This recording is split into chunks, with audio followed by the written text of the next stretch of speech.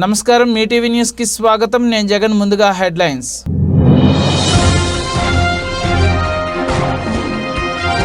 నౌకల రూట్లను clear చేసేందుకు Baltimore bridge పేల్చివేత video viral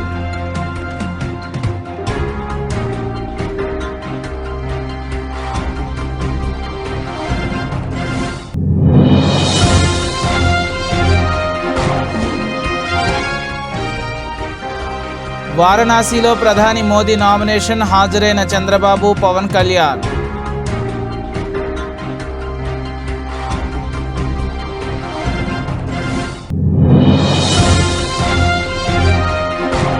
పోటెత్తిన Andhra Pradesh ఎన్నికల ఘర్షణలతో రాష్ట్రం రణరంగం 76.50% దాటిన పోలింగ్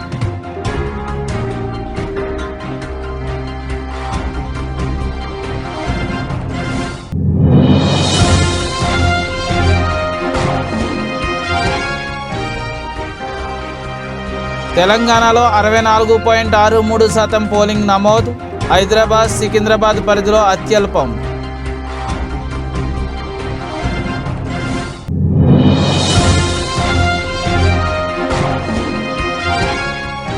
హైదరాబాద్కు తిరుగు ప్రయాణమైన వాటర్లు విజయవాడ హైవేపై వాహనాల రద్దీ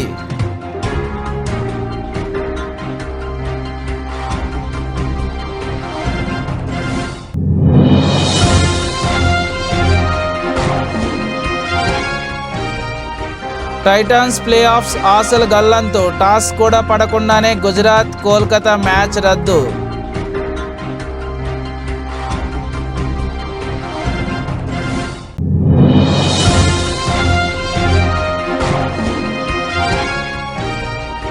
బాలీవుడ్లో బంపర్ ఆఫర్ అక్షయ్ కుమార్ సరసన మలయాళీ భామ కీర్తి సురేష్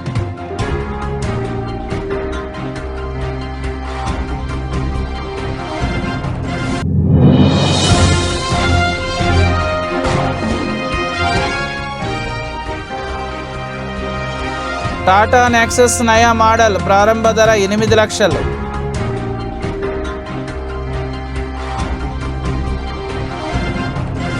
రెండు నెలల క్రితం అమెరికాలోని బాల్టిమోర్లో ఉన్న ఓ బ్రిడ్జ్ను నౌక ఢీకొట్టడంతో ఆ వంతెన కూలిన విషయం తెలిసిందే. అయితే భారీ ఎత్తున నదిలో స్టీల్ ఉండిపోవడంతో ఇప్పుడు దానిని పేల్చివేశారు. కార్గో షిప్ డాలీని చుట్టిన శిథిరాలను తొలగించేందుకు చాలా నియంత్రణతో స్టీల్ మెస్ను పేల్చివేశారు.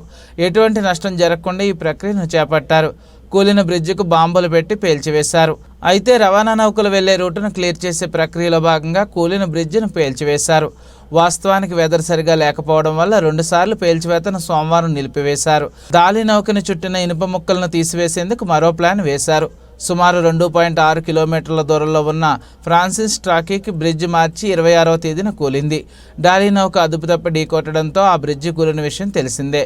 లోక్సభ ఎన్నికల ప్రక్రియలో భాగంగా ప్రధాని నరేంద్ర మోదీ వారణాసి లోక్సభ స్థానానికి మంగళవారం నామినేషన్ దాఖలు చేశారు. నామినేషన్ దాఖలకు ముందు గంగా సప్తమి సందర్భంగా దదద్వమేధ ఘాట్లో గంగానదికి మోదీ ప్రత్యేక పూజలు నిర్వహించారు. అనంతరం కాలభైరవ ఆలయాన్ని సందర్శించిన మోదీ కాలభైరవ ఆలయంలో ప్రత్యేక పూజల్లో పాల్గొన్నారు. నామినేషన్ కార్యక్రమంలో ప్రధాని మోదీ వెంట యూపీ సీఎం యోగి ఆదిత్యనాథ్ ఉన్నారు. వారణాసి లోక్సభ నియోజకవర్గం నుండి మోదీ 2014-2019 ఎన్నికల్లో భారీ మెజార్టీతో విజయం సాధించారు. మూడోసారి పోటీ చేసేందుకు నామినేషన్లు దాఖలు చేశారు. మోదీపై యూపీ కాంగ్రెస్ చీఫ్ అజయ్ రాయ్ మూడోసారి పోటీ చేస్తున్నారు. జూన్ 1-7 విడతలో భాగంగా వారణాసి లోక్సభ స్థానానికి పోలింగ్ జరగనుంది. నామినేషన్ కార్యక్రమం అనంతరం భారీ ర్యాలీ నిర్వహించనున్నారు. ఈ ర్యాలీలో అమిత్ షా, రాజ్నాథ్ సింగ్, లోక్దళ అధ్యక్షుడు జయంత్ చౌహారి, ఎల్జేపీ చీఫ్ విరాగ్ పాస్వాన్, ఆప్నాదల్ అధ్యక్షురాలు అనురాగ్ ప్రీ పటేల్, సుహేల్ దేవ్, భారతీయ సమాజ్ పార్టీ అధ్యక్షుడు ఓంప్రకాష్ రాజ్భర్ సహా ఎన్డీఏ భాగస్వామి పార్టీల నేతలు పాల్గొనున్నారు. వీరిలో ఏపీ నుండి టీడీపీ అధినేత చంద్రబాబు నాయుడు, జనసేన అధినేత పవన్ కళ్యాణ్ పాల్గొనున్నారు.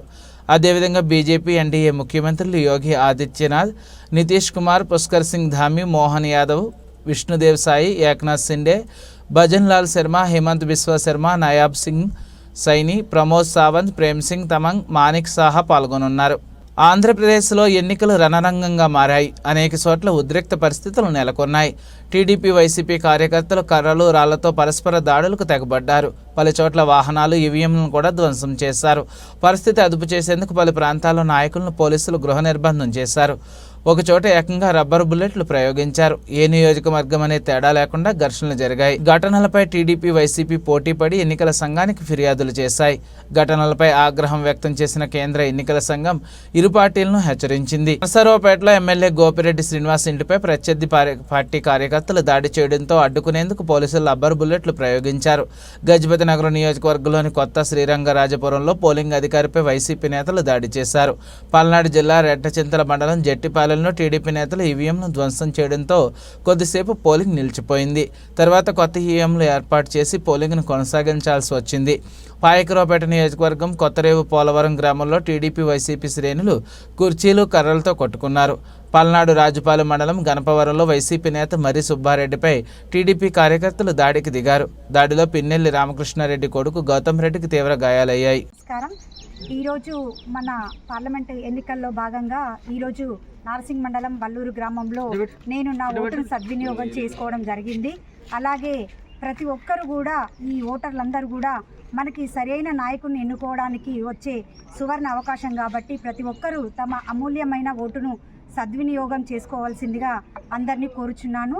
అలాగే పక్క గ్రామాలు కానీ లోకల్లో అందుబాటులో లేని వాళ్ళు కూడా ఈ ఓటును దూరం నుంచి వచ్చైనా సరే మన ఒక్క ఓటు లేకపోతే ఏమవుతుంది అని అనుకోకుండా దయచేసి అందరూ కూడా ప్రతి ఓటు అమూల్యమైంది కాబట్టి దీన్ని అడ్డుకునే ప్రయత్నం కానీ సరళంగా జరిగే ఎన్నికలు సరళంగా జరిగేటట్టు ఏమైనా చేశారా?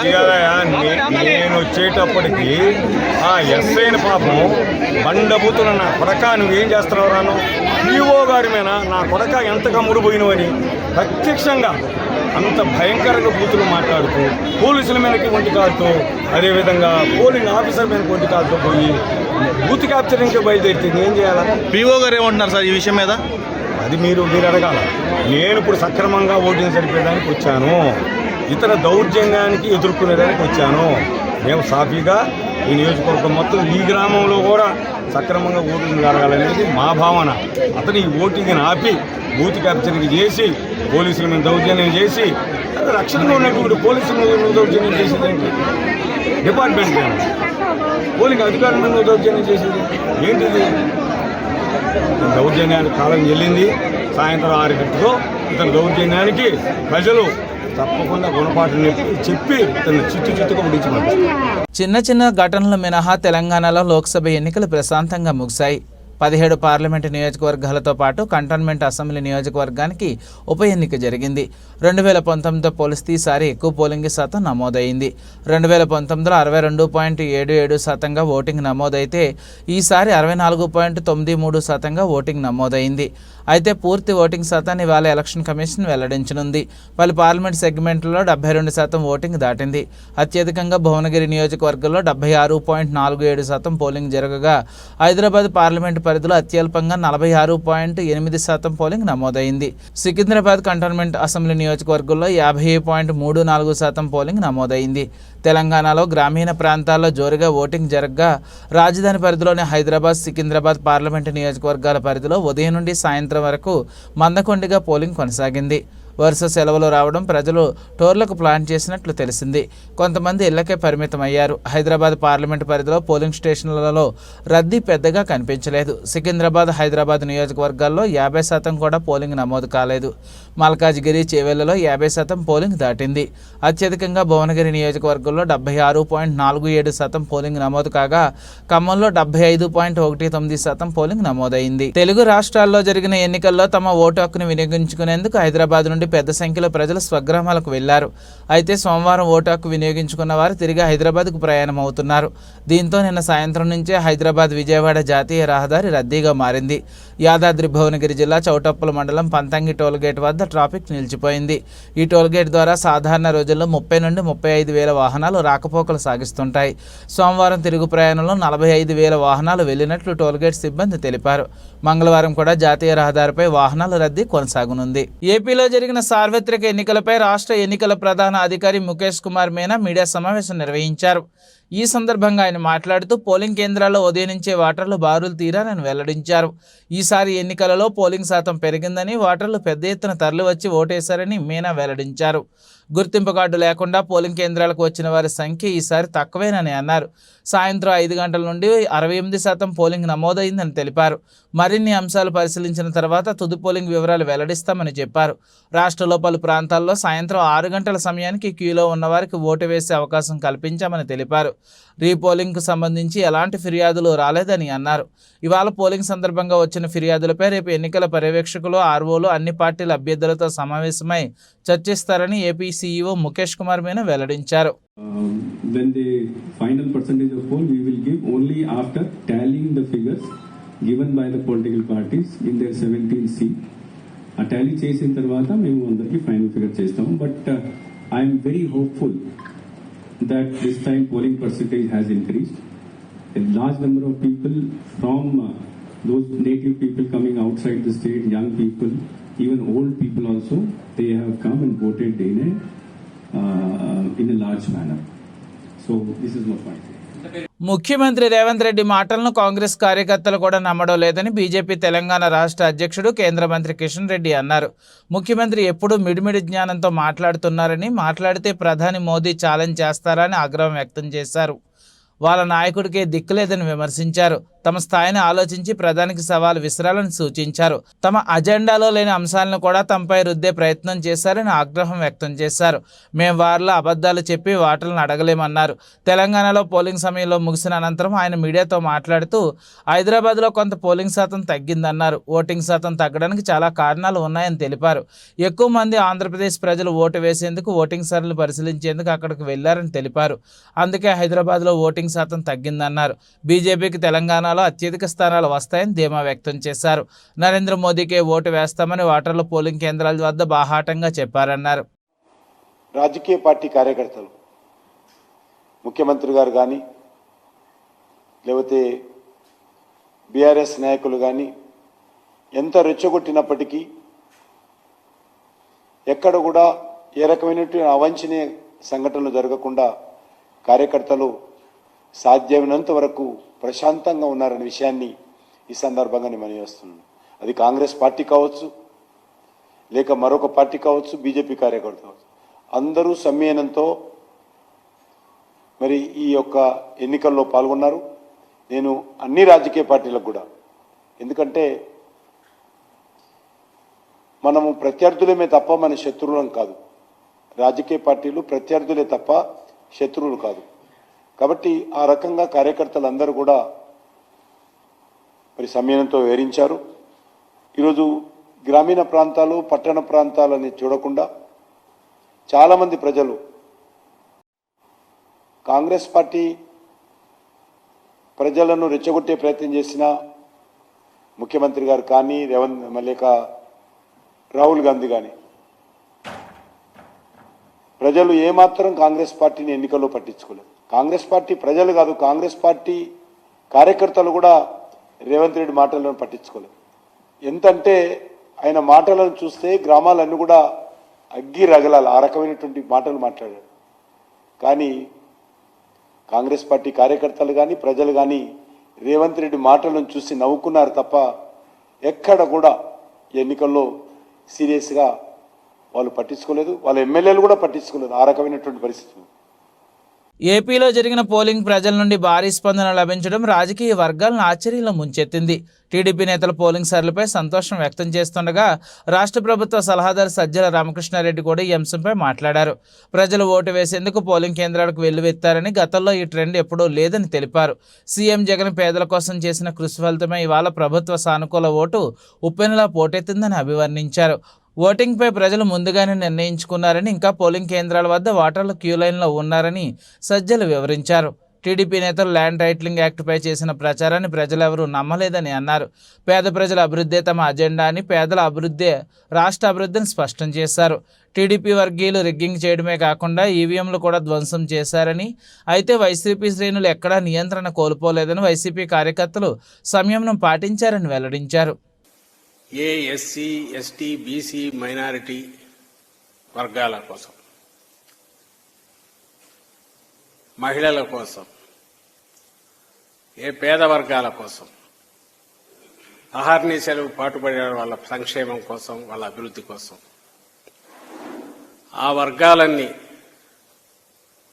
ముఖ్యంగా మహిళలు ఈరోజు ఉదయం పోలింగ్ మొదలైనప్పటి నుంచి ఇప్పటికి కూడా ఎంత ఉత్సాహంగా పాల్గొన్నారో చూస్తే ఆశీస్సులు ఎవరికున్నాయనేది ప్రత్యేకంగా చెప్పాల్సిన అవసరం లేదు. ప్రజల కోసం పాటుపడితే, ప్రజల్లో మమేకమైతే దీవెనలు ఎలా ఉంటాయి అని జగన్మోహన్ రెడ్డి గారు ఆశించారో అవి ఈరోజు పోలింగ్ సరళిని కానీ సుదీర్ఘంగా క్యూలు గట్టి గంటల తరబడి నిరీక్షించి వేయడంలో కానీ ఆ అభిమానం, ఆ ఆశీస్సులు ప్రతిబింబించాయి.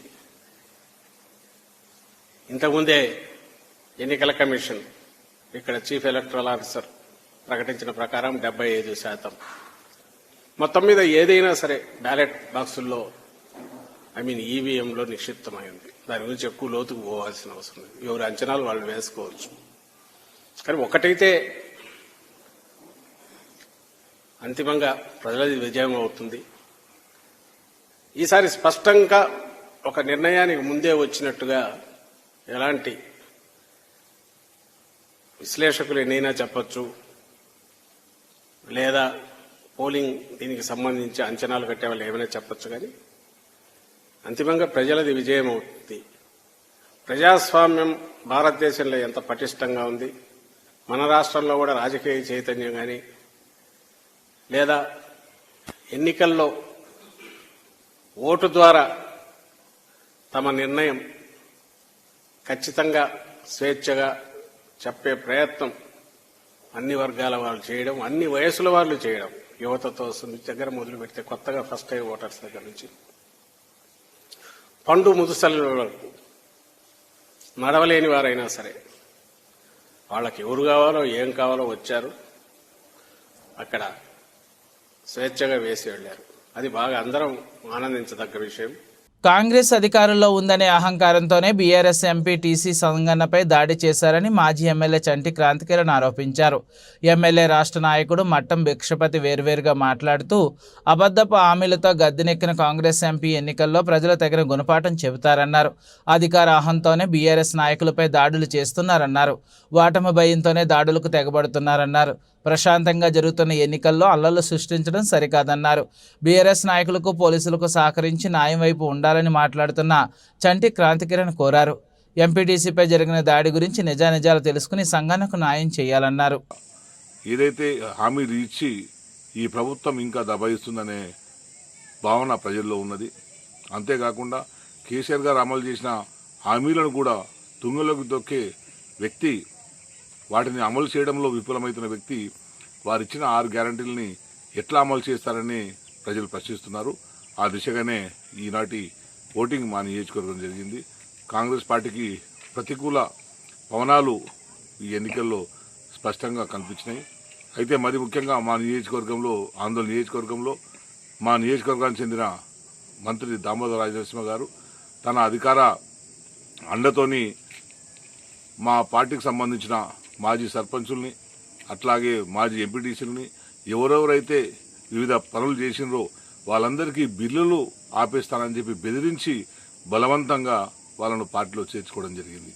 గత 3 రోజులుగా నిన్న అర్ధరాత్రి వరకు కూడా మా వాళ్ళను బలవంతంగా చేర్చుకొని తమ మెజార్టీని సాధించడానికి ప్రయత్నం చేయడం జరిగింది. అంటే దీని అర్థం ఏంటంటే వాళ్ళకు మెజార్టీ తగ్గుతుంది కనుక ఇటువంటి వ్యక్తులందరినీ కూడా తీర్చుకోవడం వల్ల మెజార్టీ సాధించవచ్చు అనే ఉద్దేశంతో ఇటువంటి పన్నాగాలకు పాల్పడడం జరిగింది. అయినప్పటికీ కూడా ఎటువంటి అనేక ఒడిదుడుకులను, విద్రోహాలను ఎదుర్కొని టీఆర్ఎస్ పార్టీ నిలబడ్డది. ఇప్పుడు కూడా మేము ఆందోళనలో మా వ్యక్తుల్ని కోవటులుగా మార్చుకొని, ఎందుకంటే ప్రజల మద్దతు కూడగట్టడంలో, ప్రజల మనసులు గెలవడంలో విఫలమై ఇప్పుడు మా పార్టీలో ఉన్న కోవట్లను పెంచి పోషించి అతనికి అనుకూలంగా మార్చుకునే ప్రయత్నం చేస్తూ ఓటు రూపంలో లబ్ధి పొందే ప్రయత్నం చేస్తున్నాడు. ఇది నిజంగా ఇది అనైతికం.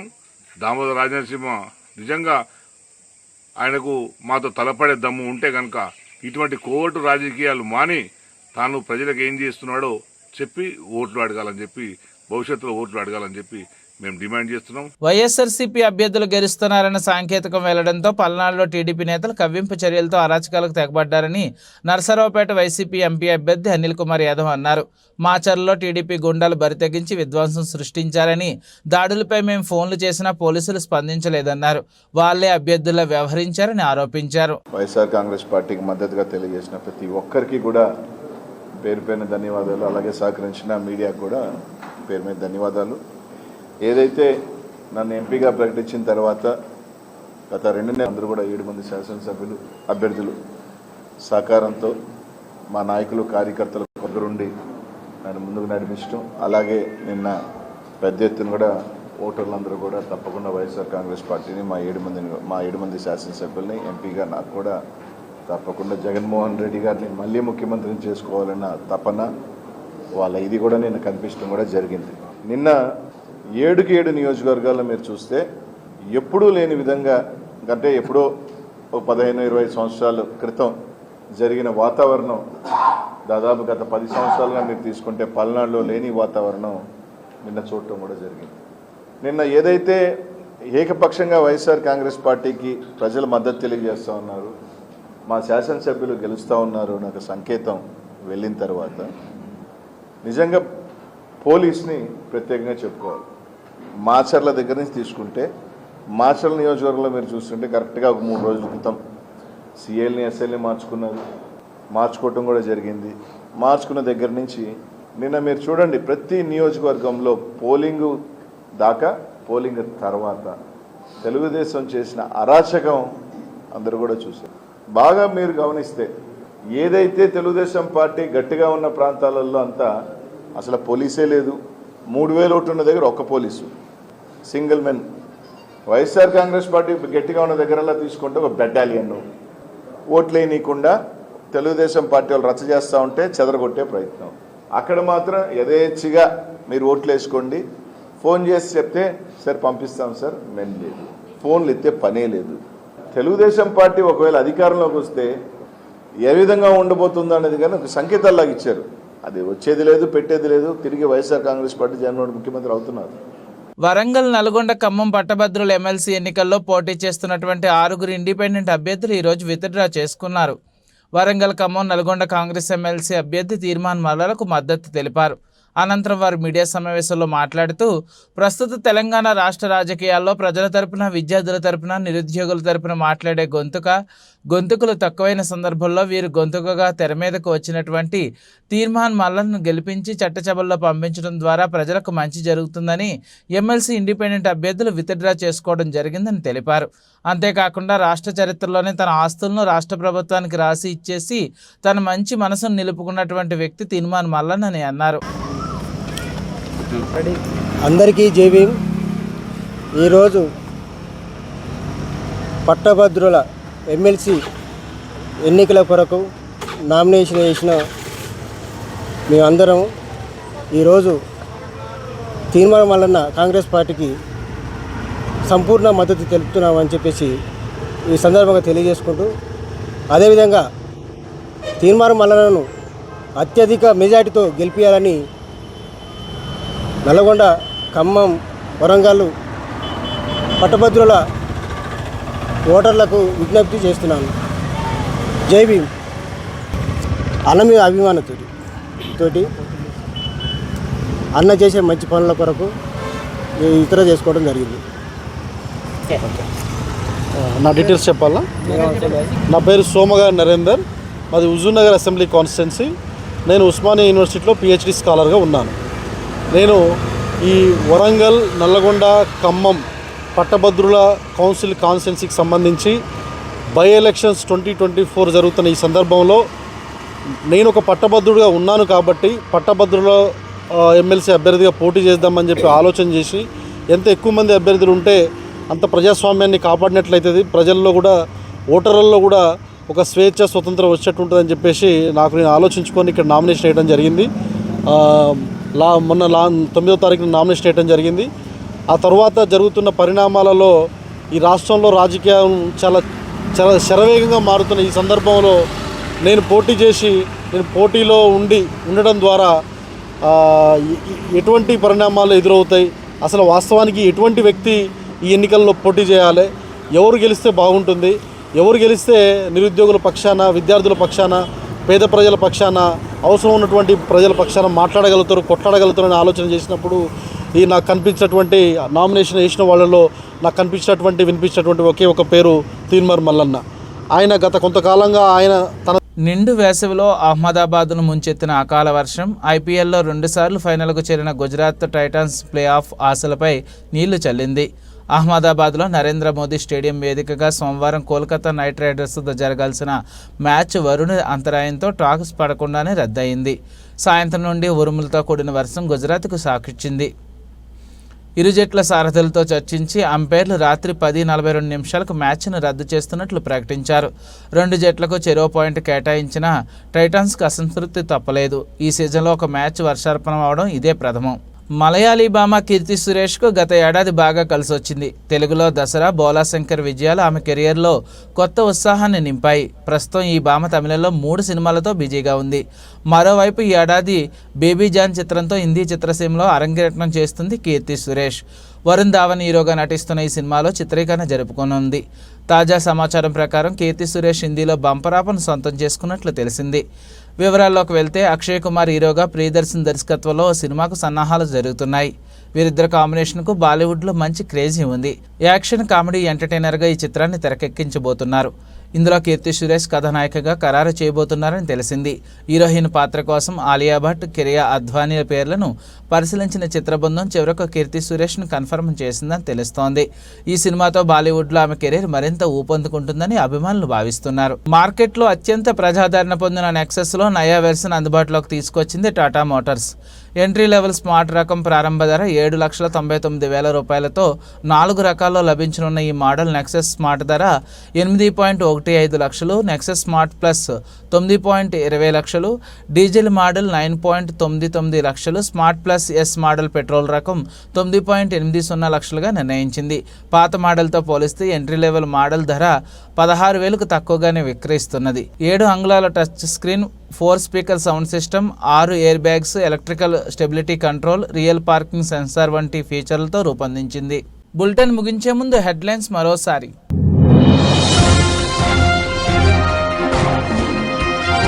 నౌకల రూట్లను క్లియర్ చేసేందుకు Baltimore bridge పేల్చివేత, video viral.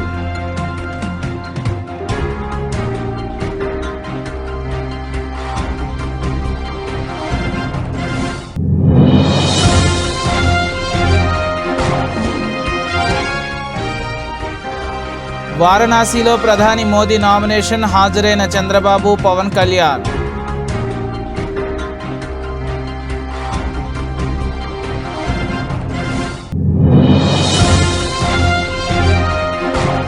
పోటెత్తిన Andhra Pradesh ఎన్నికల ఘర్షణలతో రాష్ట్రం రణరంగం. 76.50% దాటిన పోలింగ్.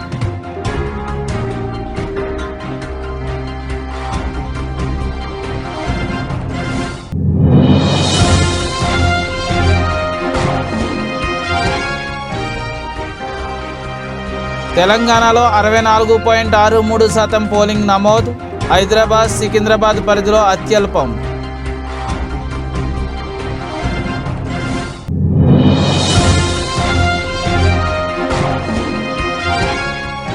హైదరాబాద్కు తిరుగు ప్రయాణమైన వాటర్లు. విజయవాడ హైవేపై వాహనాల రద్దీ.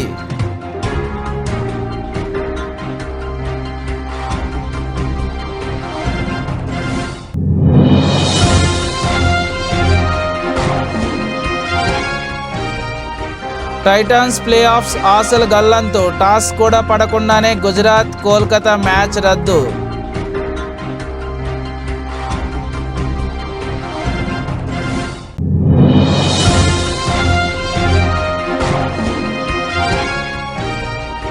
బాలీవుడ్లో బంపర్ ఆఫర్. అక్షయ్ కుమార్ సరసన మలయాళీ భామ కీర్తి సురేష్.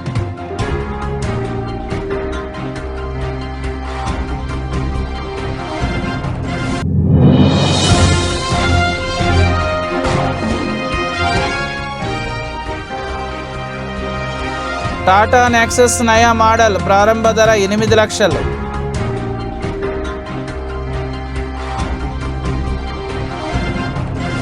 ఈ బులెటిన్ ఇంతటితో సమాప్తం. తిరిగి మరిన్ని వార్తా విశేషాల కోసం చూస్తూనే ఉండండి.